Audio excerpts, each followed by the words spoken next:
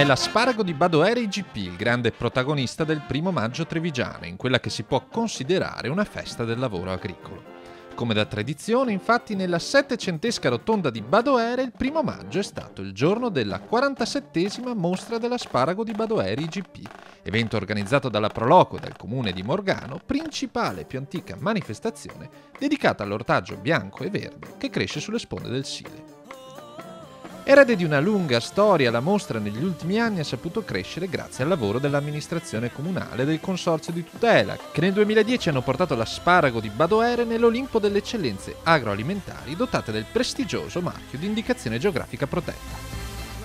Anche per questo la Proloco da 2 anni a questa parte ha stabilito di ammettere alla mostra solamente gli espositori che certificano il proprio prodotto, presentato quest'anno confezionato nella nuova fascetta ideata dal consorzio di tutela. Noi dobbiamo cavalcare questo simbolo che ci siamo preposti, che è l'IGP di Badoere. Con questo qui ci siamo fatti conoscere finora e cerchiamo di incrementare questa conoscenza. Grandi meriti agli agricoltori che si spaccano la schiena per produrre questo prodotto, che è un prodotto eccezionale.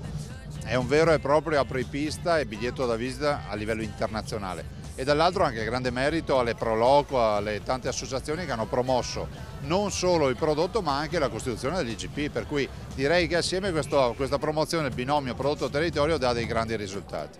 Un evento che dimostra la capacità del territorio di fare squadra attorno al suo bene più prezioso e conferma il ruolo fondamentale svolto dal volontariato nella promozione delle tipicità. Il massimo che una comunità come Morgano poteva ottenere.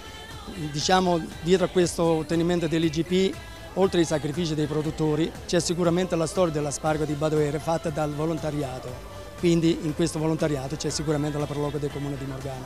Non possiamo parlare di agricoltura parlando solo di sostegno al prodotto, ma è necessario un sostegno al territorio, perché solo così si sviluppa il territorio e si può vendere anche il prodotto. Le associazioni di volontariato fanno del bene al territorio, quindi grazie a tutti i volontari ovviamente della Proloco e grazie a tutti i volontari delle associazioni che in questa festa danno del loro proprio per far renderla una festa indimenticabile.